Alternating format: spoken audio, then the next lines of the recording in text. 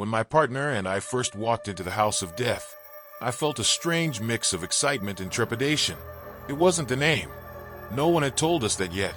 The building was a historic beauty, its ornate facade standing proudly in the midst of New York City's modern chaos. I imagined the stories its walls had witnessed, though I never expected to become one of them. The apartment itself was charming. Hardwood floors that creaked underfoot, high ceilings with intricate molding, and tall windows that bathed the rooms in soft, golden light. But there was something else, a faint chill in the air that made my skin prickle despite the summer heat. The unease started subtly. It was as if the air shifted the moment we signed the lease. While unpacking, I kept glancing over my shoulder, certain I'd catch someone standing behind me. Of course, no one was there. I blamed it on nerves. Moving to a new place always comes with its fair share of stress, right? Later that evening, as we settled onto the couch with takeout, my partner laughed at my jitteriness. "It's just an old building, Jan," he said, his voice comforting yet dismissive.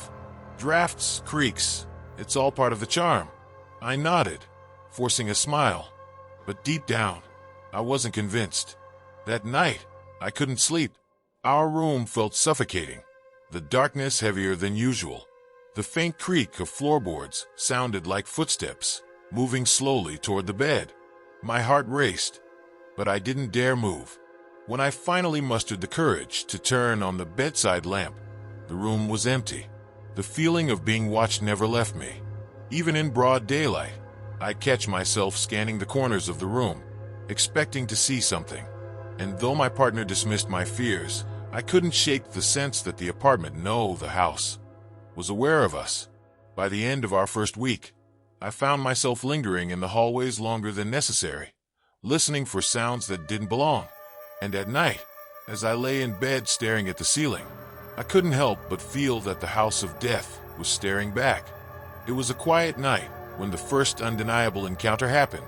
My partner was already asleep, his soft breathing steady beside me, but I lay wide awake. The air in the room felt heavy, almost oppressive. I decided to get up and fetch a glass of water, hoping the short walk would calm my nerves.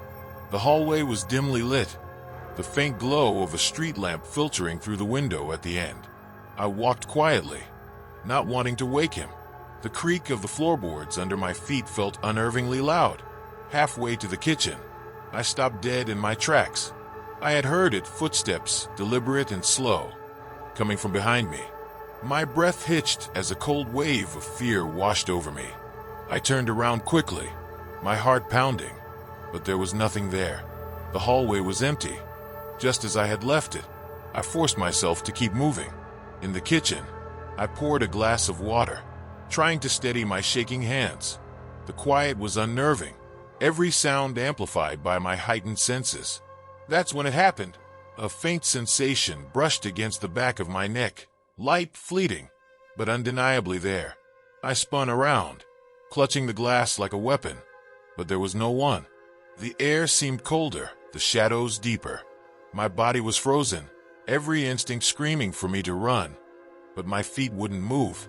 I stood there for what felt like an eternity, my eyes scanning the room, my ears straining for any sound. Slowly, I backed out of the kitchen, my heart still racing, and returned to the bedroom. When I slipped back under the covers, my partner stirred slightly, but didn't wake. I lay there, staring at the ceiling, my mind replaying the events over and over. Maybe I was just tired. Maybe it was all in my head. But deep down, I knew it wasn't. The following days were worse. Every creak, every whisper of wind, every shifting shadow seemed to carry an unnatural weight. The feeling of being watched grew stronger, more invasive. I tried to tell my partner, but he dismissed it again, chalking it up to my overactive imagination. But I knew what I felt. The house wasn't just old, it was alive. And whatever lived within its walls had noticed me. Days turned into weeks, and the sense of unease never left me. Every room in the house felt colder, every corner darker. It wasn't just my imagination. I could feel it watching, waiting. Then, one evening, I saw him for the first time. I had been cleaning the living room, rearranging books and dusting shelves, when the sensation hit me. an overwhelming presence.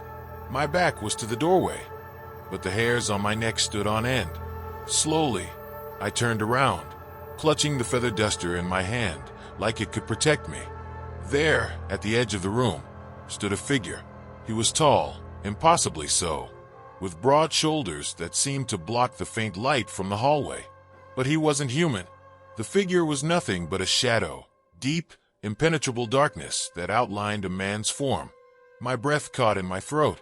I couldn't see his face, but I felt his eyes on me, cold and piercing. I couldn't move, couldn't scream.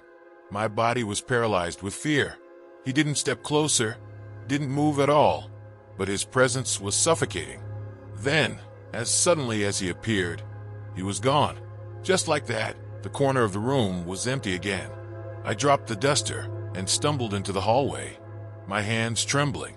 My partner rushed over, alarmed by my pale face and stammering words. I tried to explain what I had seen, but the words came out jumbled and frantic. He held me close, brushing it off as a bad dream, but I knew what I had seen. The shadow wasn't just a trick of the light or my mind playing games. It was real, and it was in my house. That night, I couldn't sleep. Every sound felt amplified. Every shadow seemed to stretch and twist in unnatural ways. At one point, I swore I heard soft, deliberate footsteps outside our bedroom door. When I gathered the courage to look, the hallway was empty, but the chill in the air lingered. Whatever this thing was, it wasn't going to leave. I tried to rationalize it the next morning. Perhaps the stress of the move or the age of the house was taking its toll on me. But deep down, I knew the truth. The shadow man was real, and he wasn't just watching. He was waiting. The days after seeing the shadow man passed in a haze of dread. I became hyper-aware of every shift in the air, every creak of the floorboards. It felt like the house was alive, and its breath was cold against my skin. One evening, as I was preparing dinner in the kitchen, the silence grew oppressive. Even the hum of the refrigerator seemed to fade away, replaced by an eerie stillness. I felt it again, that unmistakable presence, as if unseen eyes were fixed on me.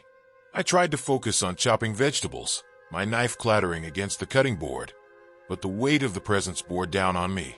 My hand started to shake, and the knife slipped, slicing a thin line across my finger. As I turned to grab a towel, I froze. The shadow was there, standing in the corner of the kitchen. He wasn't just a fleeting figure this time. He was solid, looming, and closer than before. My throat tightened, and my chest burned as I struggled to breathe. Then it moved, not in a natural way, like a person stepping forward, but as if it slid through the air, a dark smear against reality. It stopped just a foot away from me. My knees buckled, but I clung to the counter for support. I couldn't tear my eyes away from the void where a face should have been. My instinct screamed at me to run, but my body disobeyed. Instead, I reached out, whether out of curiosity or madness, I couldn't say. My fingertips brushed against the edge of the shadow, and an icy chill shot through my hand, numbing it instantly. It wasn't like touching something solid or even liquid. It was like touching nothingness, an emptiness that sucked the warmth from my skin. I stumbled backward, clutching my frozen hand, and the shadow seemed to recoil. For a moment, it hovered, as if deciding what to do next. Then, as silently as it had appeared, it melted into the dim light of the room, leaving me gasping and shaking. When my partner came home, I didn't tell him what had happened. He was already growing weary of my insistence that something was wrong with the house. He dismissed it as stress, an overactive imagination. But I knew better. That night, as I lay in bed, the icy sensation lingered in my fingertips. I couldn't shake the feeling that it wasn't just watching me anymore.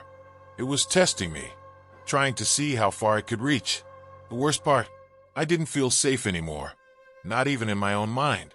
Leaving the house was supposed to bring relief. I thought escaping those walls would free me from the constant dread, the oppressive cold, and the shadow's relentless presence. But I was wrong. It started the first night in our new apartment. We had barely unpacked, but I already felt a sense of unease creeping into the air. As I lay in bed, trying to shake the feeling, I heard it, a faint rustling sound, like fabric brushing against a hard surface. I told myself it was nothing. Perhaps the building was settling, or maybe a neighbor was moving around. But then, I felt the weight. It began at the foot of the bed, a light pressure that grew heavier by the second.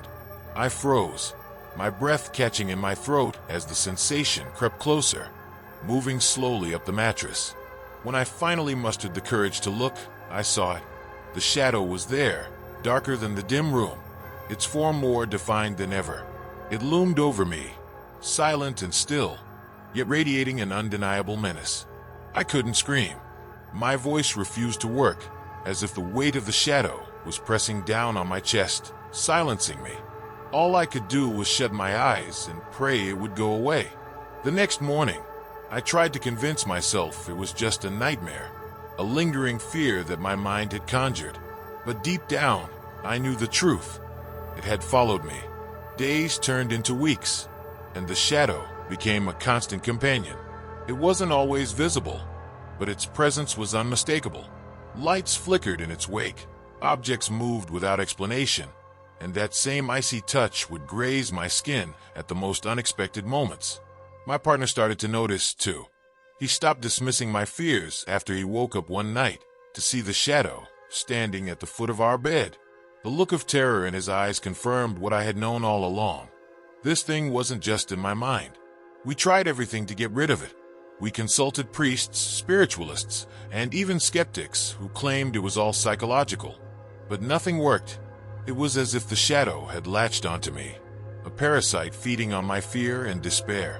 One night, I finally confronted it. I stood in the middle of the living room, my hands trembling but my voice steady. "What do you want?" I demanded, the words echoing in the empty room. The shadow didn't respond, not in words. Instead, it moved closer, and for the first time, I felt an overwhelming wave of emotion, anger, sorrow, and a deep, consuming loneliness.